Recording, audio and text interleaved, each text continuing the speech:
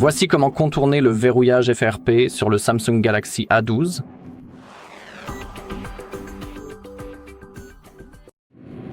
D'accord, tout d'abord, nous devons visiter notre page How to Reset an Info. Vous pouvez voir le lien juste ici. Allez dans la section téléchargement, puis tapez MTK, cliquez sur Rechercher, sélectionnez Universal MTK CPU Drivers et cliquez sur Télécharger. Ensuite, nous devons revenir en arrière. Maintenant, tapez Samsung Drivers, recherchez et sélectionnez ces pilotes, puis cliquez sur Télécharger. Maintenant, revenez en arrière et dans la barre de recherche, après le slash, tapez FRP Tool Ranking. C'est le lien. Vous pouvez jeter un œil. Sélectionnez que vous vérifiez et nous allons utiliser le logiciel EFT Pro. Comme vous pouvez le voir pour cet appareil, ce programme coûte 10 $ par mois.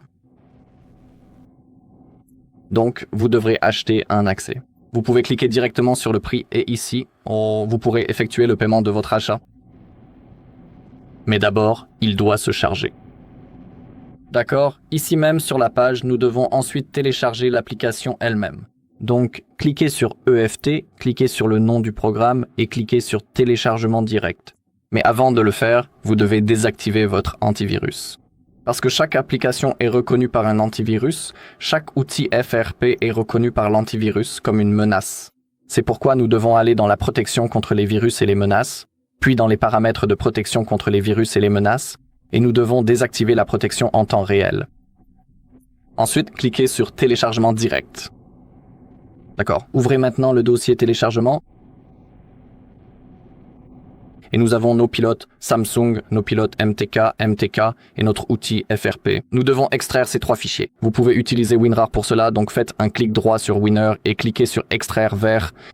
Si vous n'avez pas Winner, cliquez sur Extraire tout et extrayez. Cela fonctionnera aussi. Extrayez ces 3 fichiers. Et maintenant, commencez par les pilotes USB Samsung. Vous devez double-cliquer et installer les pilotes Samsung.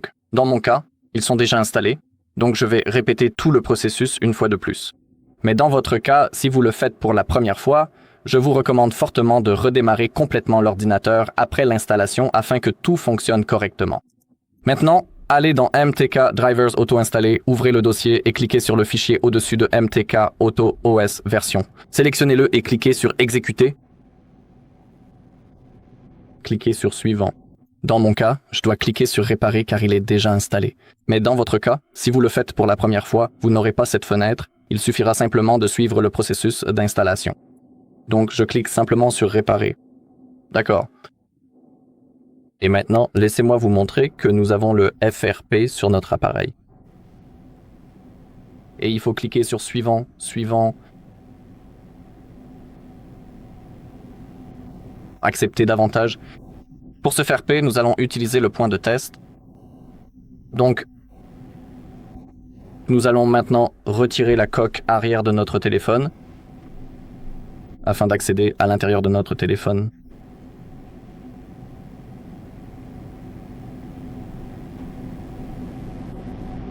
Et je devrais probablement y jeter un coup d'œil. Nous avons la vérification du compte Google. Il est actuellement impossible de la passer. Donc,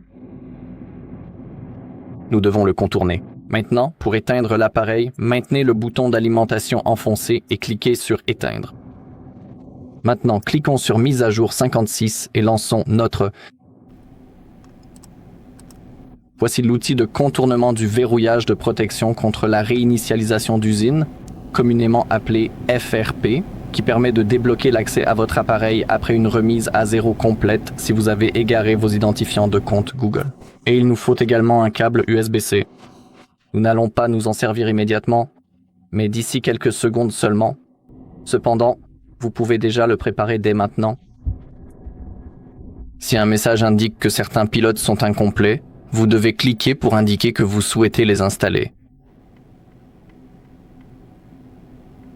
Très bien, tous les pilotes ont été installés avec succès.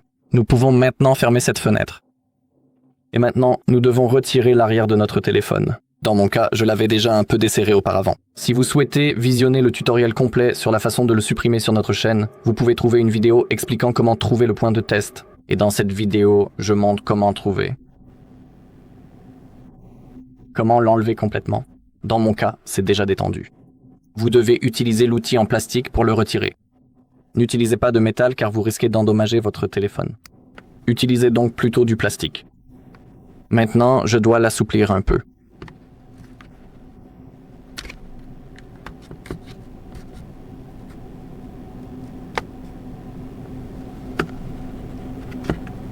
D'accord.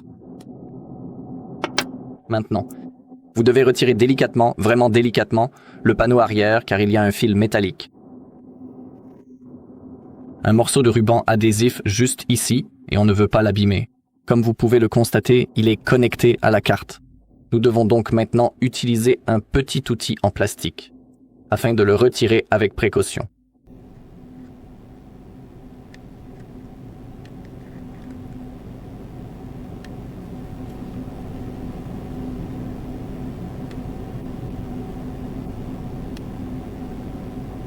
Il faut qu'il sorte. D'accord? C'est supprimé. Maintenant, nous pouvons placer l'arrière du téléphone à côté de nous sur une surface plane. Et maintenant, les vis sont bien en place ici, sur la plaque supérieure. Nous devons maintenant les retirer. Je vais donc utiliser le tournevis, bien sûr, et maintenant, il faut l'enlever.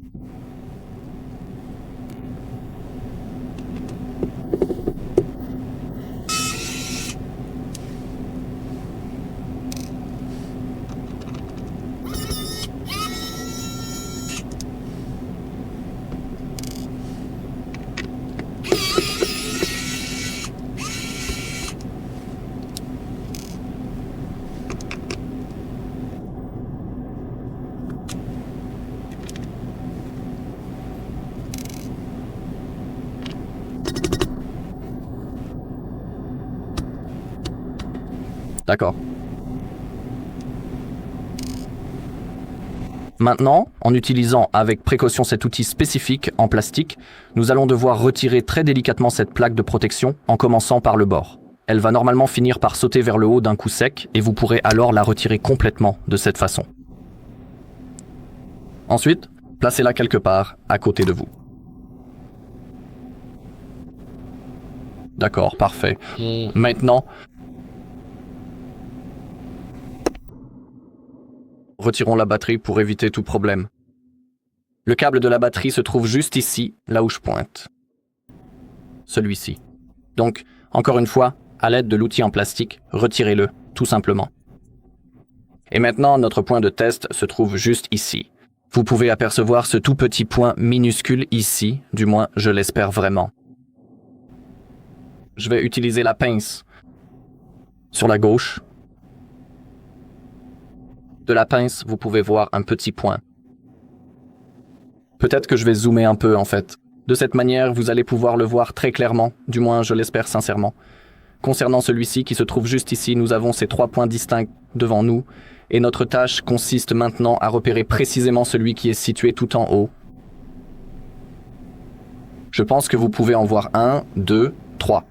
Et celui qui nous intéresse vraiment est tout en haut, juste ici. Et permettez-moi de prendre du recul maintenant. Et pour effectuer correctement un contournement dans notre application, nous devons maintenant aller sélectionner l'option MTK située juste ici sur le côté gauche. Ci-dessus, sélectionnez MTK Tool Général. Chose importante. Sélectionnez le service, le masque, et nous allons utiliser la réinitialisation du verrou FRP. Vous pouvez maintenant préparer votre câble USB-C. Bien sûr, il doit également être connecté à votre ordinateur. Et tout d'abord, nous devons relier le point avec le point de test situé juste ici sur la plaque. Cette plaque. Nous devons, vous savez, connecter ces éléments. Par la suite, lorsque nous maintenons les 2 points, nous devons soigneusement remettre la batterie en place. Et ensuite, nous devons insérer le câble. Donc, cela demande un peu plus de temps. Je ne dirais pas de compétences, mais parfois il faut s'y reprendre à plusieurs fois. Donc, sélectionnez Démarrer sur la réinitialisation du verrou FRP dans votre application. Aussi, avant de cliquer, vous pouvez déjà placer tout doucement et très précisément votre propre câble USB-C habituel. dans le port. Connectez-les maintenant. Reliez les points. Et l'assiette. Remettez la batterie en place. Et insérez le câble. Et j'ai oublié de cliquer sur démarrer. Ma faute. Nous devons donc recommencer.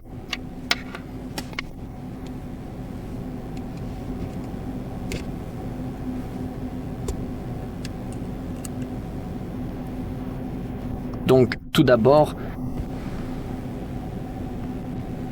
connectez un peu votre câble. Cliquez d'abord sur démarrer. Connectez le point avec le plaque. Placez la pile.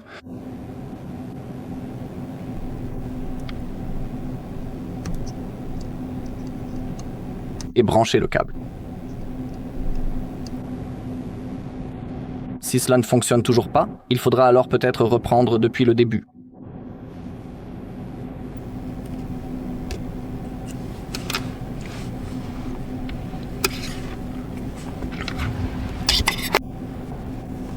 Attendons que la barre dans le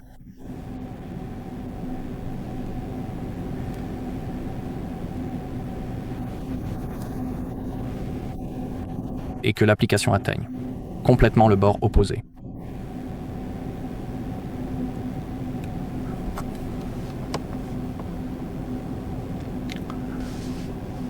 Nous allons donc essayer encore une toute petite fois.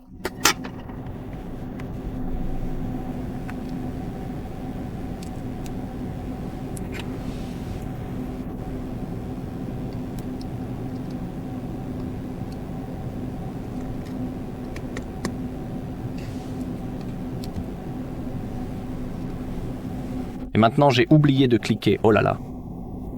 Comme je le disais.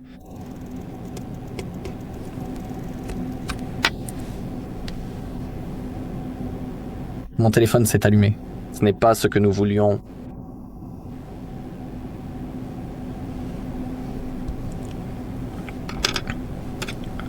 Alors retirons la batterie encore une fois. Je vais fermer l'application. Je vais recommencer.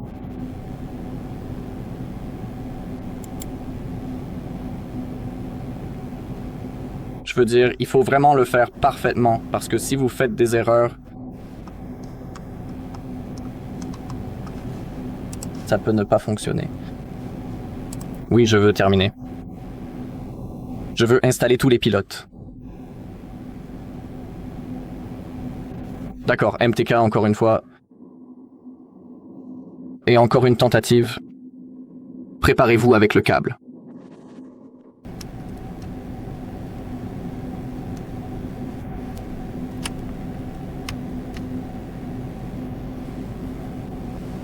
Très bien. Essayons de le faire encore une petite fois.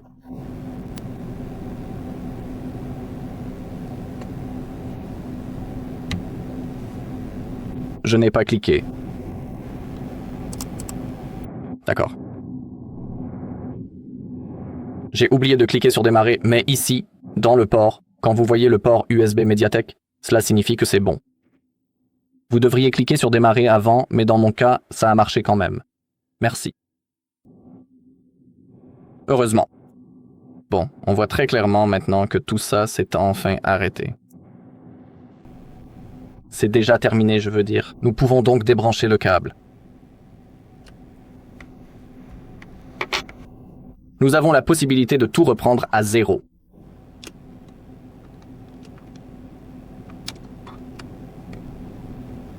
Nous pouvons le placer. De retour l'assiette. Commençons par les vis tout de suite.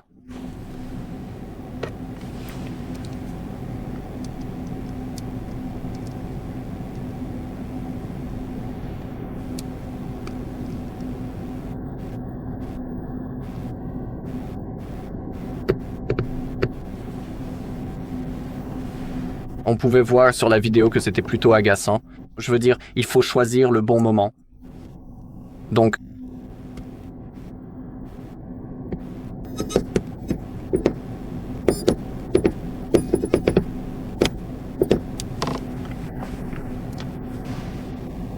vous faudra peut-être faire plusieurs essais.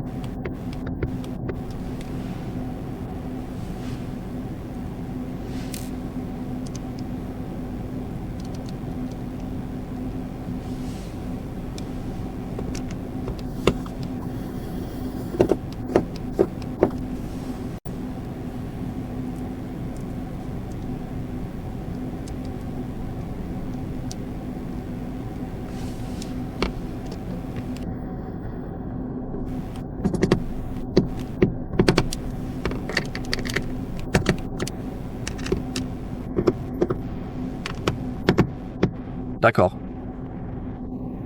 Toutes les vis sont remises en place. Maintenant, il faut reconnecter ce petit élément, le petit câble, à cet endroit précis. Il faut le faire très délicatement, car nous ne voulons rien abîmer.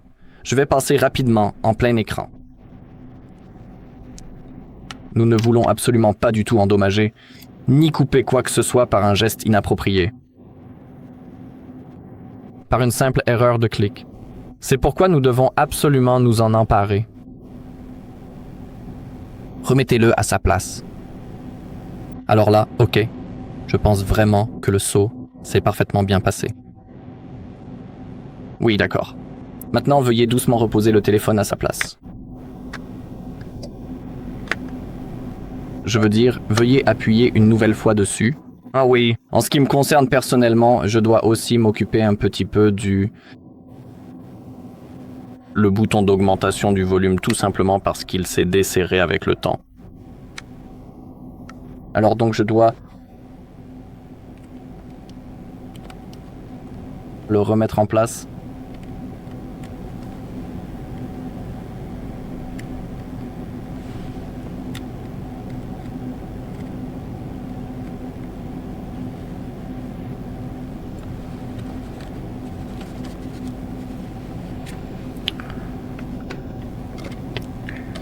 Il a été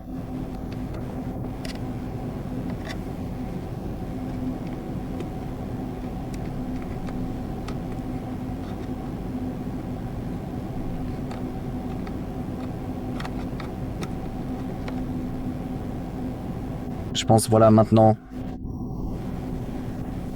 cette fois ça devrait aller. Remettez donc maintenant tout en place.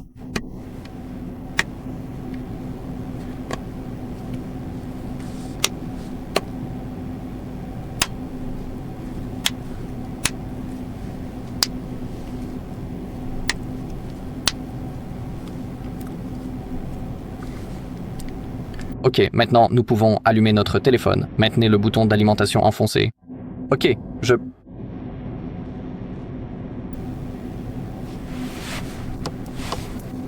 Aussi, ont souvent laissé beaucoup de empreintes digitales sur l'écran. Permettez-moi donc de le retirer rapidement. Et cette fois, une fois le téléphone allumé lors de l'étape de configuration, on ne verra plus aucune vérification Google. D'accord ? Très bien, vous pouvez maintenant fermer complètement le programme EFT que nous venons d'utiliser pour déverrouiller avec succès notre téléphone. D'accord, maintenant veuillez cliquer sur le bouton Démarrer. Et cette fois, nous ne devrions plus du tout avoir de vérification Google. Cliquez sur Accepter. Cliquez sur Suivant.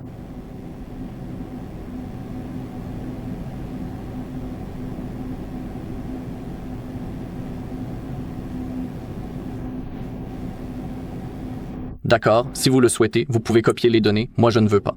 Je veux juste vous montrer qu'il n'y a plus de vérification Google pendant le processus de configuration.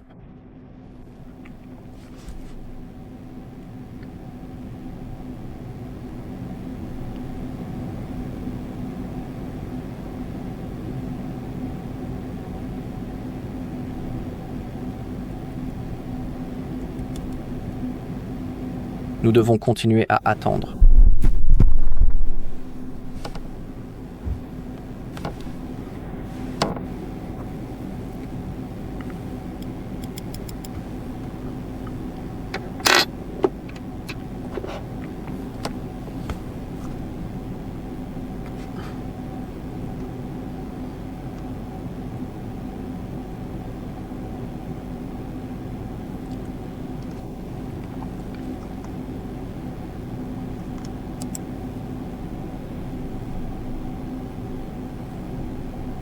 Le chargement est assez long parce que nous sommes connectés au Wi-Fi, je veux dire. C'est pour cela que ça prend autant de temps.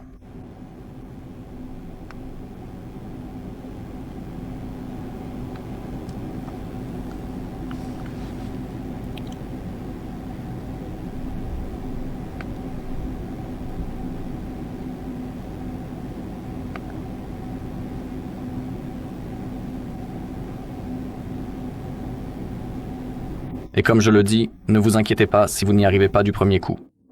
Vous pouvez voir dans la vidéo que dans mon cas, il m'a fallu, je crois, 3 tentatives.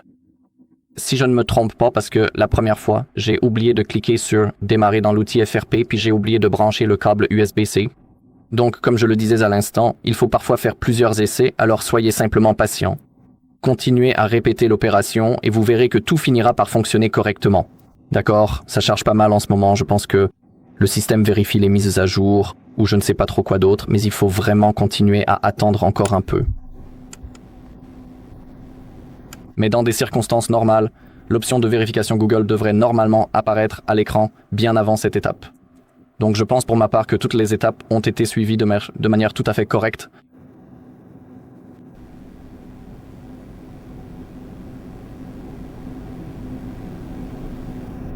En réalité même, on aurait très bien pu se déconnecter du Wi-Fi.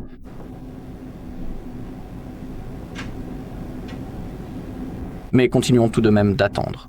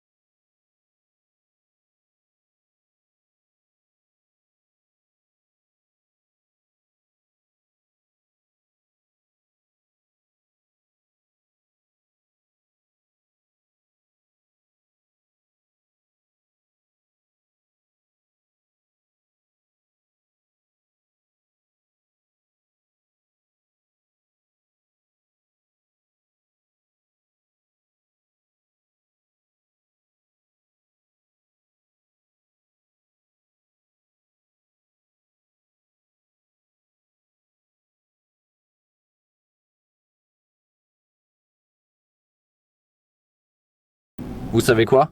Coupons simplement le Wi-Fi pour que ça ne prenne pas autant de temps. Désactivez le Wi-Fi. D'accord, passez, ne copiez pas. Comme vous pouvez le voir cette fois, on peut effectivement se déconnecter du Wi-Fi. Parce que si vous savez réinitialiser votre téléphone en mode récupération, ça demande toujours beaucoup. C'est-à-dire, je veux dire, se connecter au Wi-Fi. Donc, sans cela, vous ne pourrez pas avancer dans ce processus de configuration. Mais cette fois, comme vous pouvez le voir, nous nous sommes déconnectés du Wi-Fi. Nous pouvons tout passer, il n'y a aucune vérification Google, tout est prêt, terminé, et maintenant notre appareil est prêt à être utilisé, et la vérification Google a bien été contournée. Très bien. Et c'est tout pour cette vidéo, merci à tous de l'avoir regardée. Si vous avez trouvé cette vidéo utile, merci de laisser un like, un commentaire et de vous abonner.